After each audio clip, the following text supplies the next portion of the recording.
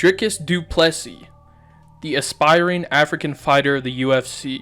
Dricus is slated to fight the GOAT, Robert Whittaker, this Saturday at UFC 290. Because of that, I wanted to make a video breaking down the matchup. But before that, as always, I would like to share more of Dricus Du Plessis, his background, his career leading up to now, then discuss his upcoming fight and controversy surrounding the middleweight title. Not much is out there regarding Dricus' upbringing. All that is known is that he is from Pretoria, South Africa. He started training in judo at the age of 5. He eventually went to kickboxing at the age of 14. After searching through the internet, I found that he became a WACO world champion. WACO meaning World Association of Kickboxing Organization. He became the champion in 2012. He attended the University of Pretoria, where he studied agricultural economics. He dropped out in his final year to fully pursue his mixed martial arts career. Dricus made his professional debut in 2013. He garnered a 4-0 undefeated record before losing to UFC veteran Gareth McLeland via submission in the third round at UFC Africa 33, thus losing out on the UFC middleweight championship. In June of 2015, Du Plessis switched to the welterweight division at UFC Africa 40, fighting Dino Bagatine. He won the fight via rear naked choke in the second round. Dricus ended up winning the vacant UFC welterweight championship by defeating Martin van Staden at UFC 50. Du Plessis was set to defend his title against former title holder Henry Philippe. The bout was scrapped due to visa issues on Philippe's part. Du Plessis would return to UFC in 2017, defeating Mauricio da Rocha Jr. in a welterweight bout before going back to middleweight at UFC Africa 62 for the championship. Du Plessis won by guillotine choke in the first round, becoming a two-weight champion in the promotion. In 2018, Du Plessis was set to face welterweight champion Roberto Soldic at KSW 43. He won the championship via TKO. The two fighters would rematch in the fall of the same year, with Du Plessis losing his title by getting knocked out by Soldic in the third round, giving Dricus only his second loss in his career to date. Dricus' last fight at KSW was at KSW 50, where he beat Jolton Santos by TKO. Du Plessis later returned to UFC, where he won the middleweight championship once again. He defeated Brendan Lazar via a first-round guillotine choke. This now brings us into the promotion that Dricus is currently fighting in. The big boys, the top dogs, the UFC. Du Plessis made his debut within the UFC on October 10th, 2020, at UFC Fight Night 179, where he knocked out Marcus Perez in the first round.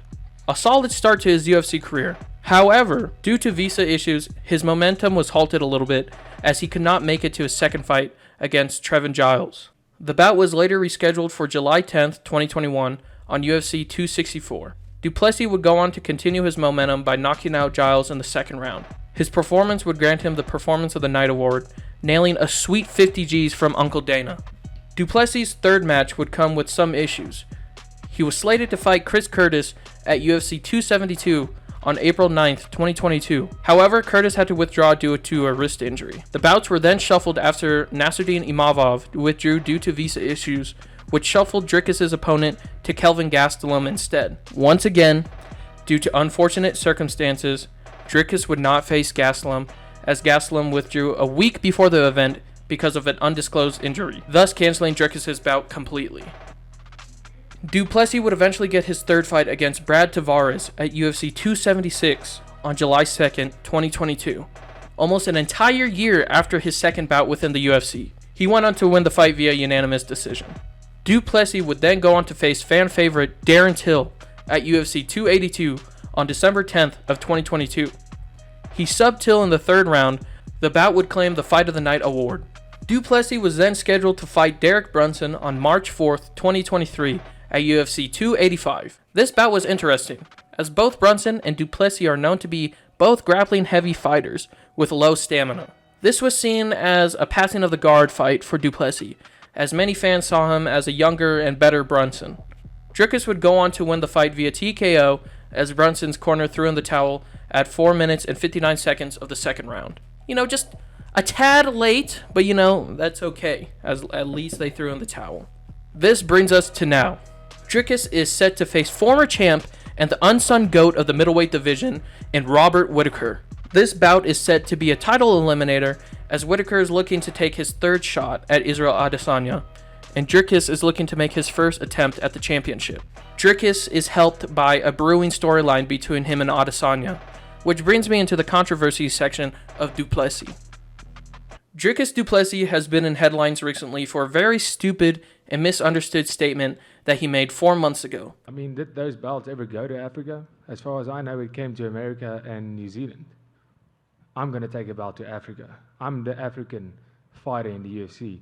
Myself and Cameron, we breathe the African air. We wake up in Africa every day. We train in Africa. We're African born. We're African raised. We still reside in Africa. We train out of Africa. That's an African champion, and that's who I'll be. Thank you. As the clip showed, Dricus claimed that he will be the first African residing champion in the UFC. Champions such as Israel Adesanya, Kamaru Usman, Francis Ngannou no longer live in their home countries in Africa. Many have skewed this comment, as Dricus saying he is more African than the aforementioned fighters, which is completely untrue, and it's a shame that he is getting so much flack for this. Leon Edwards, the current welterweight champion, had stated leading up to his title fight that he would be the first UK champion in the UFC, as Michael Bisping had not lived in the UK when he won his title against Luke Rockhold. Dricus is merely saying the same thing Leon was saying, which was not surrounded in controversy like Dricus. The community and fighters themselves decided to bring skin color into this when it was not what Dricus intended. Adesanya has recently come at Dricus calling him things such as cracker due to the color of his skin, and as Dricus stated, this is not about race. This is about him being a fighter who was born and raised in Africa, who still resides in Africa today, wanting to be a champion and bring the belt back home. This has been blown way out of proportion, and Dricus does not deserve the ridicule he is receiving. I understand with the politics and racism surrounding South Africa that his statement can be seen as offensive, but in reality, it's not. What happened in the past has nothing to do with Dricus. He is a proud African that has dreams of being a champion, and that is all any fighter wants. Now that that part is taken care of, let's analyze the fight between Dricus and Robert Whittaker. Whittaker is a well-rounded fighter with great stamina and endurance.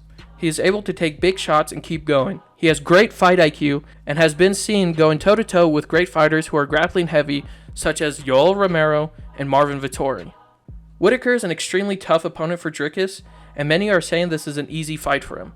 However, this is MMA, and anything can happen. Dricus has displayed that he has great power with how many knockouts and TKOs he's had in his career. He also has a great submission offense, but where his weakness lies is that of his cardio. Dricus has been seen in fights gassing quite early. In the Darren Till fight, he was gassed after the first round and left his chin wide open.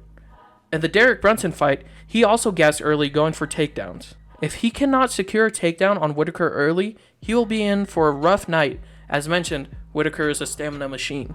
Dricus must play it slowly, pick his shots, look for openings to take down Whittaker, and work to secure a submission early before his gas tank gives up on him. If his new and improved nose surgery helps with his cardio, maybe we'll see a more even matchup. Dricus must make drastic improvements to his cardio and fight IQ. He cannot leave his chin out, and he cannot be so reckless with his wrestling. On the other hand, Whittaker seems like he was made to win this fight, as he is well-rounded with great cardio and a great fight IQ. But as I said, this is MMA, anything can happen. Whittaker can win handedly, or Dricus can shock the world and go on to become the African champion that he wants to be.